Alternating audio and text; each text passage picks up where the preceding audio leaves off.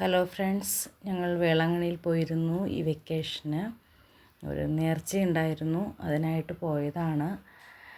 മുട്ടുകുത്താമെന്ന് നേർന്നിരുന്നു.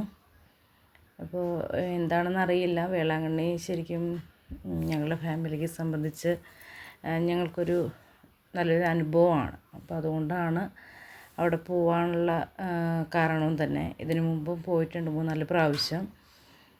അപ്പോൾ എന്തായാലും ഞങ്ങൾ ചെന്ന് കഴിഞ്ഞ് ഫസ്റ്റ് കാണുന്നൊരു ചർച്ച ഉണ്ട്. അത് കഴിഞ്ഞ് നമ്മൾ വലിയ ബസിലിക്കയാണ്, അത് ഷ്രെയിൻ ബസിലിക്ക എന്ന് പറയും. ഇതാണ് ഈ കാണുന്നത്. ഞങ്ങൾ നേരത്തെ പോയപ്പോഴൊക്കെ ഇതിൻ്റെ ഫ്രണ്ടിലെ ഗേറ്റിൽ കൂടി ആയിരുന്നു കടന്നു പോയിക്കൊണ്ടിരിക്കുന്നുണ്ടായിരുന്നത്. അതുപോലെ ഇവിടെ സൈഡിലൊക്കെ ഇങ്ങനെ റോഡൊക്കെ വന്നിട്ടുണ്ട്. പക്ഷെ അന്നൊക്കെ കടകളായിരുന്നു. ഈ കാണുന്നത് മോർണിംഗ് സ്റ്റാർ എന്ന് പറഞ്ഞ പള്ളിയാണ്. അതിൻ്റെ ഒരു ഫ്രണ്ട് വ്യൂ ആണ് ഈ കാണുന്നത്. മോർണിംഗ് സ്റ്റാർ പള്ളിയിൽ മലയാളം കുർബാന ഉണ്ടാവാറുണ്ട്. അപ്പോൾ ഞങ്ങൾ ഈ വൈകുന്നേരം ആയപ്പോൾ മണലൊക്കെ ഇത്തിരി ഒന്ന് തണുത്ത് കഴിഞ്ഞപ്പോൾ ഞങ്ങൾ മുട്ടുകുത്താൻ തീരുമാനിച്ചു. അങ്ങനെ ഞങ്ങൾ മുട്ടുകുത്താൻ തുടങ്ങി. തുടക്കത്തിൽ ഭയങ്കര ഇൻട്രസ്റ്റിലൊക്കെ പോയെങ്കിലും ഇത്തിരിയൊക്കെ മടുത്തു. പക്ഷേ കംപ്ലീറ്റ് ചെയ്യാൻ സാധിച്ചു എന്നുള്ളതാണ്. എന്തായാലും അതൊരു വലിയ സന്തോഷമായി. മണലൊക്കെ കോൺക്രീറ്റ് ചെയ്തിരിക്കുന്നതിൻ്റെ മുകളിൽ കൂടെ പാകിയേക്കാണ്. പറയാത്തവർക്ക് വേണ്ടിയിട്ടാണ് ഇത്ര എക്സ്പ്ലെയിൻ ചെയ്യുന്നത്.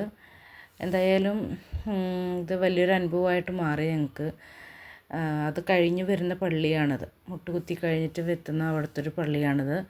അവിടെ കയറി നമ്മൾ മെഴുകുതിരി കത്തിക്കാനും നേർച്ചയിടാനും മറ്റേ എണ്ണ, വെള്ളം ഇങ്ങനെയുള്ള കാര്യങ്ങളൊക്കെ. ഇതിനിടയിൽ വന്ന പള്ളിയാണ് ഈ കാണുന്നത്. ഇത് മോർണിംഗ് സ്റ്റാർ പള്ളിയുടെ സൈഡ് വ്യൂ ആണ്. നൈറ്റ് എടുത്തിരിക്കുന്നതാണത്. ഈ പള്ളിയിലാണ് കുർബാന നടക്കുന്ന കാര്യം ഞാൻ പറഞ്ഞത്. അപ്പോൾ അവിടെ തന്നെ ഒരു 3-4 ചർച്ചുകളുണ്ട്. അതുപോലെ ആരാധന സ്ഥലമുണ്ട്. അപ്പോൾ അവിടെയൊക്കെ ആണെങ്കിൽ മൊബൈൽ അലൗഡ് അല്ല, അതുകൊണ്ട് അവിടുത്തെ വീഡിയോ എടുത്തിട്ടില്ല. അപ്പോൾ ഇത് മോർണിംഗ് സ്റ്റാർ പള്ളിയുടെ സൈഡ്, അതുപോലെ തന്നെ ഫ്രണ്ടിൽ നിന്നുള്ള വ്യൂ ആണ് നൈറ്റ്. അപ്പോൾ വലിയ കുഴപ്പമില്ല. നമുക്ക് പ്രാർത്ഥിക്കാനും ഒക്കെ ആയിട്ട് കുറച്ച് ടൈം കിട്ടി അവിടെ. ഇത് മോർണിംഗ് സ്റ്റാർ പള്ളിയുടെ സൈഡിലുള്ള ഒരു ഗ്രോട്ടോയാണ്. അത്യാവശ്യം നല്ല വലിയ സ്റ്റാച്ചു ആണ് അവിടെ ഉള്ളത്. അതുപോലെ തന്നെ വേറൊരു സ്ഥലത്തും സ്റ്റാച്ചു ഉണ്ട്. ഷ്രീൻ പള്ളിയുടെ സൈഡിലായിട്ട് ഒരു ഗ്രോട്ടോയുണ്ട്. അവിടെയും ഇതുപോലൊരു സ്റ്റാച്ചുവും കാര്യങ്ങളും ഉണ്ട്.